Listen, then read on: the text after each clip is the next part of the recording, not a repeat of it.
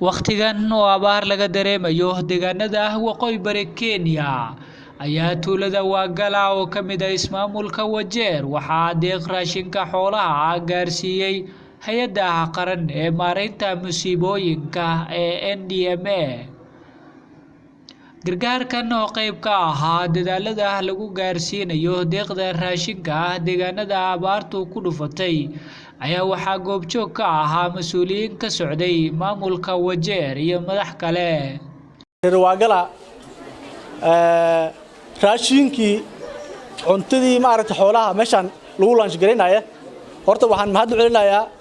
dawladii county government Wajir oo soo gaaminaya His Excellency the Governor Mohamed Abdi Mahmoud waad ku maasin yahay maadaama oo maaragtay aas codsaday inay meeshii ku launch gareynayo Wagala ay noqoto waa ku maasin yahay. runtii waan ogsoonahay sidii laga dhawaaji oo NDMA ay ka dhawaajiyeen raashinka maanta la keenay oo xoolaha waxa loogu talagalay xoolaha laciifka ah oo nuujinaya loogu talagalay sidii la sheegayna raashinka hadda Wajeer West loogu talagalay waa 2000 wixii meesha hadda maanta Wagala la keenay waa 50 waa iska yar yihiin sidaad ogsoontihiin dhibaatada way jirtaa abaarta way jirtaa dadkii way barakaceen ilaa ay waxay ka dhaceen kaftaas iyo marsabada ay ka dhaceen ilaa ay siyoolo alla jira hadda waqtiga hadlayna xoolihii dadkii maar loodii iyo geeli kulli waxay jiraan dhankaas ay jiraan abaar ayaa ka ridi raashinka la keenay waa yar yahay codsi ayaan u dhiibanaynaa hay'adaha gargaarka raashin xoolaadkii inay ku ekaanin waqtigan la kulul yahay maadaama dadkii naftooda ay dhibaataysan yihiin inay maartay ay ku dadaalaan sidii maartay raashinkii maartay cunadii dadka ay naftooda ay maartay ay lagu heli lahay inay ay xoog ay saaraan annaka aniga maartay u xil saaran wardkan oo kamid ah mas'uuliyiintii laga soo doortay gobolkan Wajeer County annakana garab ayaan u noqonaynaa county governmentada Wajeer waan ogsoonahay waqti kulul ayaa lagu jiraa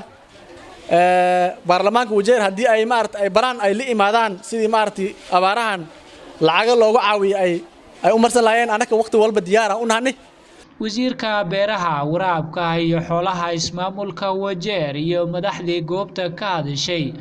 ayaa ka warbixiyay dadaalada lagu doonayo in abaartu aysan dhaafinin hantidooda dadka reer guuraaga